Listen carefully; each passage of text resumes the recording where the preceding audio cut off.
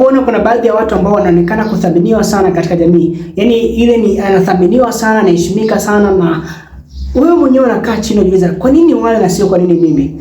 Katika video hii tunaenda kujifunza unawezaje kuhakikisha kwamba unathaminiwa katika jamii uliopo na hao watu ambao wanaokuzunguka. Kwa hiyo kuwa nami mpaka mwisho unavyojifunza hili jambo muhimu. Unawezaje kujenga thamani, kuthaminiwa na hao watu ambao wanakuzunguka. Lakini kama bado hujasubscribe, angalia hapo chini. Kama bado hujasubscribe, subscribe ili wakati mwingine uweze kupata video kama hizi nyingi zaidi pale ambapo zinatoka. Sio lengo langu leo hii kwanza kuzungumzia kuhusu thamani yako na Mungu wako, kwa sababu ninachoamini kwamba wengi wanaumia sio kwa sababu wanahisi kutothaminiwa na Mungu, ila ni kwa sababu wanahisi kutothaminiwa na watu ambao wanawazunguka, ndugu, jamaa na marafiki. Na leo hii tunaenda kuangalia hilo swala, wewe thamani yako kwa watu wengine. Awali ya yote lazima ujue kwamba binadamu yoyote ambaye yupo hai, haijalishi yupo wapi, kuna mambo fulani ambao huwa wanayataka, ambao ni matamanio yao kwa muda mrefu, ambao wanatamani sana kuvipata muda mrefu au kwa muda mfupi, wanavitamani sana kuvipata. Wana matatizo yao, wana maumivu wao, wana shida zao, vyote hivi wao wanavitaka. Kuna mtu kitu fulani ambacho anakitaka, haijalishi yupo wapi, iwe ni shehe msikitini, mchungaji kanisani, au huyo ni kiongozi akiwapo serikalini.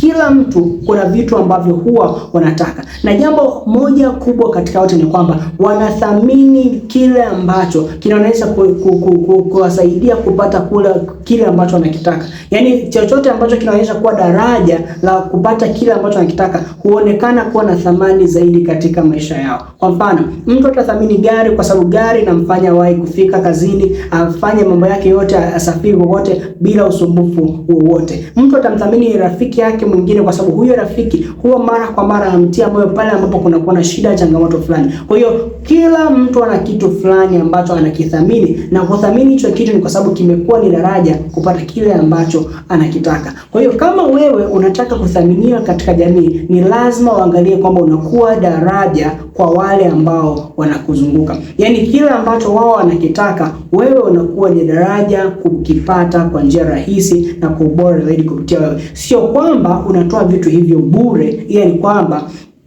huenda unauzia au ni, lakini kwamba wewe unakuwa ni daraja kutoka, yaani wewe unakuwa ni daraja katika maisha yao wapate kile ambacho wao wanakitaka. Na kuna njia tatu ambazo unaweza kuzifuata kuhakikisha kwamba unakuwa daraja katika maisha ya watu. Njia ya kwanza ni wewe kuwa na bidhaa fulani, yaani kuwa na kitu fulani ambacho hicho mtu atakitumia na atapata matokeo ambayo yeye anayataka. Kwa mfano, kuna mtu ambaye ana matatizo ya ngozi, wewe umekuja na bidhaa ambayo umekuja na sabuni ambayo akitumia anavyooga atapata baadaye anakuja kupona matatizo ya ngozi kabisa. Kwa hiyo thamani yako kwa huyo mtu inapanda kwa sababu umekuja na sabuni ambayo inamsaidia aweze kupona matatizo ya ngozi. Mfano kingine, kuna mtu fulani ambaye anateseka kufua nguo zake stakati. Wewe umekuja na sabuni pia ambayo inamsaidia nguo zake ziweze kung'ara. Hiyo ni bidhaa umekuja nayo na ni bidhaa ambayo inamsaidia aweze kupata kile ambacho anakitaka. Hilo ni daraja. Umekuja na kinywaji ambacho kinamfanya mtu anywe na aburudike. Hiyo ni daraja ambayo umekuwa nayo. Umekuja na hiyo bidhaa, ni kitu fulani ambacho mtu akikitumia, baada ya kukitumia ataona manufaa fulani. Ni dawa fulani ambayo mtu akitumia anapona. Hiyo ni bidhaa ambayo wewe umekuja nayo kwake, na hivyo inakuwa na manufaa kwake. Kwa hiyo angalia ni vitu gani ambavyo watu wanavyo, unaweza kuvitatua kupitia bidhaa fulani ambayo utawaletea hawa watu, na wewe unakuwa na thamani kwao kwa sababu wewe umekuwa ni daraja kwa kuletea hiyo bidhaa ambayo wakiitumia wanapata kile ambacho wao wanakitaka. Njia ya pili, unaweza kutumia huduma. Na ninaposema huduma ni kwamba mtu fulani yupo hapa, kuna wajibu fulani ambao anatakiwa aufanye au timize ili apate matokeo ambayo anayataka. Na sasa kwa sababu mbalimbali huyo mtu hawezi akafanya hicho kitu, na wewe unaingia kati kufanya huo wajibu ili apate yale matokeo anayotaka. Mtu anataka kufua nguo lakini hawezi, yuko busy sio nini, wewe unamfulia nguo na anapata nguo safi kama anavyotaka.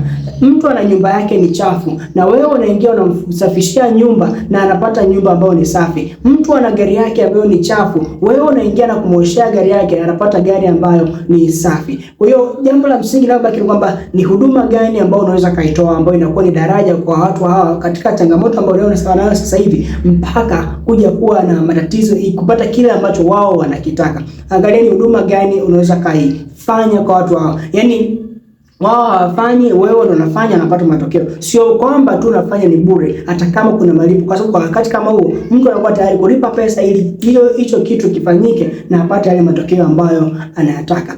Jambo la tatu, njia ya tatu ni ushauri. Mshauri ni yote ni kwamba anatoa maelekezo kwamba fanya jambo namba 1, namba 2, namba 3, tatizo fulani litaisha.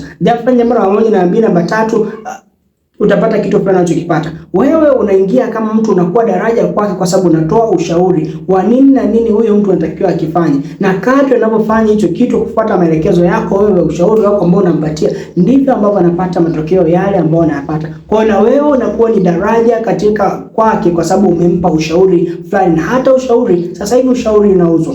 Ushauri unauzwa kwa mtu fulani ambaye anakuwa anataka hicho kitu. Kwa hiyo unaweza kazingatia njia moja kwamba unakuja na bidhaa fulani ambayo utamsaidia mtu apate kile anachokitaka. Unaweza ukaja na ushauri ambao unakuja kwa mtu unamshauri jambo fulani afanye na anapata kile anachokitaka. Unaweza kaja na huduma fulani ambayo mtu hii huduma akipata anapata kile ambacho anakipata. Na ndi hivyo ambapo unakuwa na thamani katika maisha ya watu. Lakini kuna jambo moja ambalo unatakiwa kuwa nalo makini, kwa sababu kama usipokuwa makini katika kusaidia watu wengine ili wakuthamini, unaweza ukaingia kwenye mtego ambao wengi wanashindwa kutoka. Mtego wa kuridhisha watu wengine ili mradi wewe mwenyewe unapata madhara, wewe mwenyewe unaumia. Yaani mfano kuna mtu anakuwa busy sana kufanya kazi za bosi wake, lakini familia yake, mke wake, watoto wake wanaumia kwa sababu anakosa muda wa kuwa na mume wake, kuwa muda wa kuwa na baba yake.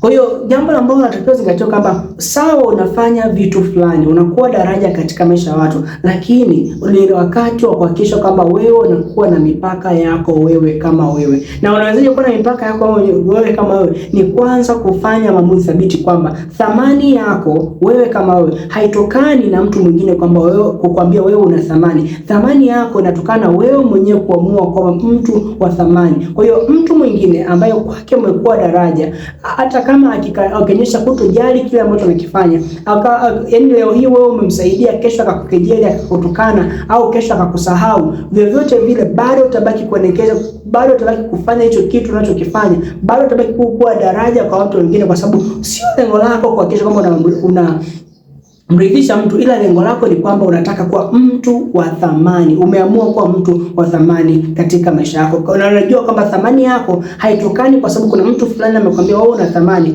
Thamani yako haitokani kwa sababu mtu amekwambia amekupongeza, ila thamani yako inatokana kwa sababu wewe mwenyewe umejikubali kwamba umeamua kwa mtu wa manufaa katika maisha ya watu wengine. Kwa hiyo hata kama hawatakupongeza, hata kama watasema nini, bado utazidi kuendelea kufanya hicho kitu. Kumbuka, tunaposema kwamba unataka kuwa mtu wa thamani katika maisha yao, sio kwamba uwe mtumwa wa watu wengine, sio kwamba waridhisha watu wengine. Ni kwamba unakuwa daraja katika maisha ya watu wengine, lakini bado unakuwa na mipaka yako mwenyewe. Una kanuni zako, una misimamo yako ambayo haitakiwi kuvunjwa, na kama ikivunjwa basi huo mkataba, makubaliano hautayafanya. Kwa hilo ni jambo ambalo unatakiwa kuzingatia kama kweli unataka kuwa na thamani katika maisha ya watu wengine. Kwa hilo ndilo zingatia. Kama unaishi kutothaminiwa, hakikisha kwanza unajua nini watu wanakitaka. Namba 2, tumia njia mojawapo au njia zote kuja na bidhaa au toa huduma fulani au toa ushauri fulani ili watu wapate matokeo wanataka kwa kupitia wewe kama daraja lao. Na pia jambo namba 3, epuka kuanza kuridhisha watu. Hakikisha una kanuni zako, hakikisha una misimamo yako. Thamani yako haitokani kwa sababu kuna mtu amekwambia wewe una thamani. Thamani yako inatokana kwa sababu wewe umeamua kuwa mtu wa manufaa katika maisha ya watu wengine. Kwa hiyo hata kama kesho na kesho kutwa watakutukana hao ambao uliwasaidia, hata kama kesho na kesho kutwa hao uliowasaidia wakukejeli, bado wewe utazidi kuendelea kuwa mtu wa thamani, kwa sababu thamani yako haitokani na wao, inatokana na wewe mwenyewe kuamua kwamba mtu kuamua kuwa mtu wa thamani katika maisha ya watu wengine. Na ninaposema kusaidia haimaanishi kwamba unafanya vitu bure, ila kwamba kuna namna fulani wao wanakupa pesa na wewe unatoa msaada ule ambao wewe unataka kutoa kwa ili wapate matokeo ambao wao wanayataka. Ni hilo tu kwa leo, na hii ndio mwisho wa video hii. Lakini angalia hapo chini, kama bado hujasubscribe, fanya kusubscribe ili wakati mwingine uweze kupata video kama hizi nyingi zaidi. Na niambie hapo chini umejifunza nini katika video hii. Mpaka wakati mwingine, kwa heri.